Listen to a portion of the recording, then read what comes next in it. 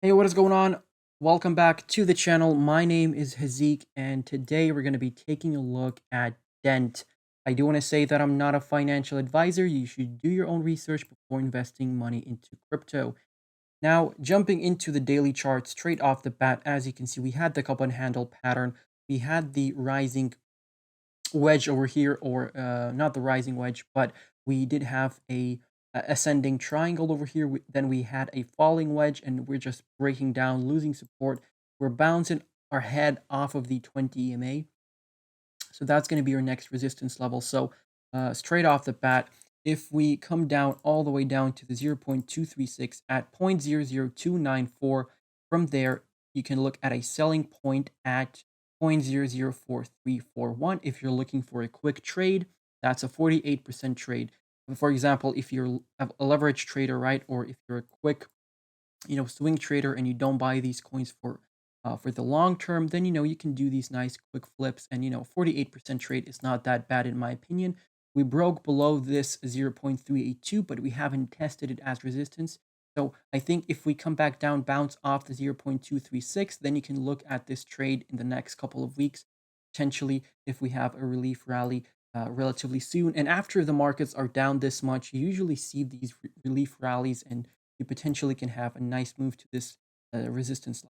So that's just in terms of a quick trade. So once we start losing this July low, this is when I'm gonna start getting worried. But we're nowhere near that, right? We can have a massive, huge wick to this support level, and you can have some buy orders along the way, right? And they may get filled, they may not get filled, depending on the wick. If it's a scam wick, and it happens for some reason, maybe someone else is buying in, but they don't let anyone else buy in. I don't know how that works, but sometimes even when you have the buy orders up, you don't get filled, even though a wick just went through your buy order. So that can happen sometimes. So don't be surprised if you had a buy order over here and it wicked all the way down here and it didn't fill your order.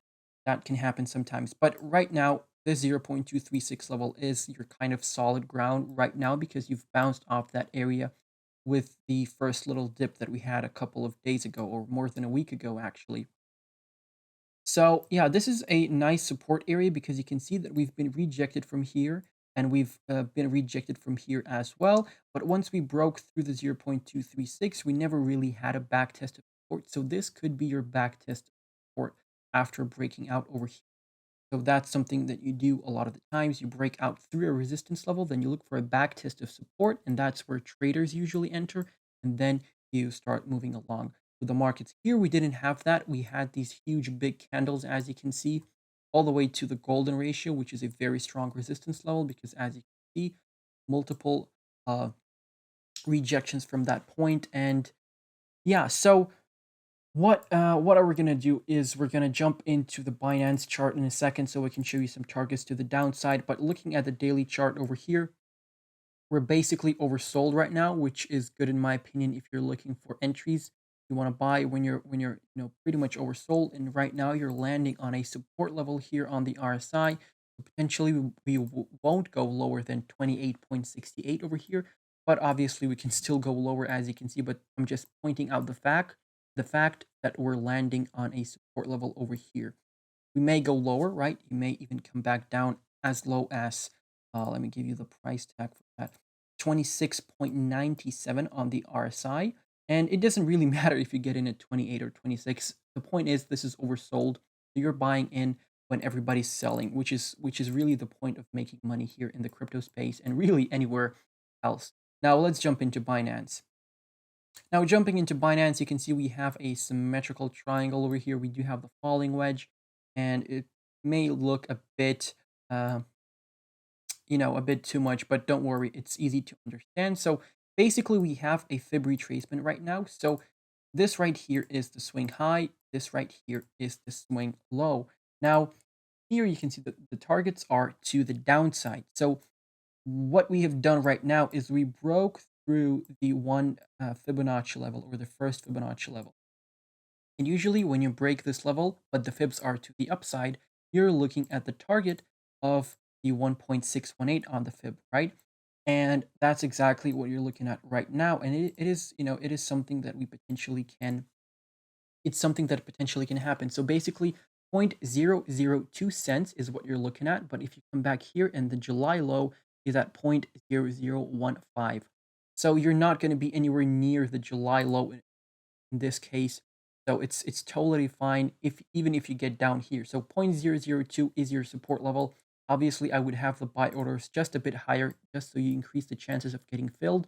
Because if you have your buy order exactly at 0.002, it may wick all the way down to that price, but you're not going to get filled and the price will come back up, leaving you down here.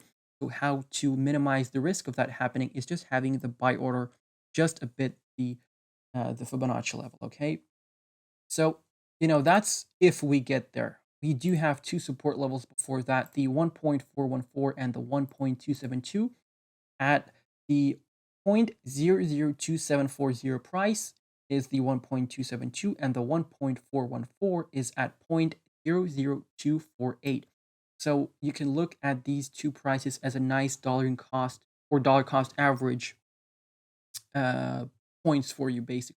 So you want to be ideally you want to be dollar cost averaging through all these dips and through all these prices. So you don't want to be buying all in at this price or all in at this price, because if you buy in all in at those prices, if it gets down here, you're not going to be able to buy, at even more cheaper prices. So don't or never buy in all in at one price is basically my point. So yeah, and for example, what can happen as well, we bottom out over here, we get to the 1.618, or we don't, it really doesn't matter. But from here, once we start recovering, you're going to look at the 0.618 over here as your strong resistance level at 0.004909. So that is the golden ratio of this Fibonacci retracement. As you can see, we've held it very nicely over here. We've been bouncing off that level a lot. So we can potentially back test it as resistance once we start recovering. And that can be a nice trade for you. For example, if you buy off the 1.272, that's a nice 77% trade. If you buy off the 1.414, that's a nice 104% trade.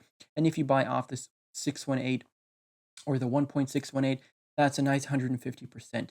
If you buy off or if you buy in right now, that would be a 55% trade. So either way, a great trade. I would just have the buy orders at all of these levels. Now, taking a look at the stochastic, oversold, great entry points. Taking a look at the MACD, we do have the downtrend confirmation with the bearish cross below the histogram, and we're starting to get just a bit overextended over here. So, this just tells me that, it's a good buying opportunity, basically, and the RSI over here is in the oversold, just like we took a look at it in the trading view chart. So this is the 4-hourly chart, by the way.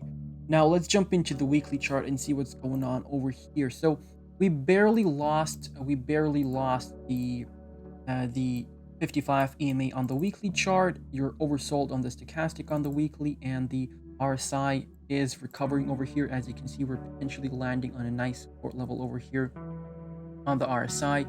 As you can see, the index of 41.1 is a nice support level on the weekly chart that you want to keep an eye on.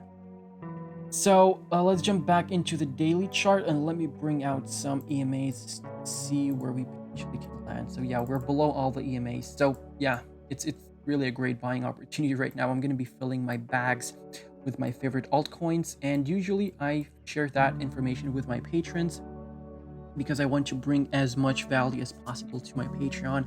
And we do have, as well, buy alerts, sell alerts, and we do have low cap gem calls, technical analysis requests, and video requests, all that good stuff, guys. So yeah, make sure to check out the Patreon. Links are in the description. I'm also on Twitter, where I do post TA as well, and we do have a Telegram chat and a Discord server. So that's pretty much it. Thank you for watching. I'm going to catch you in the next one. Goodbye and good night.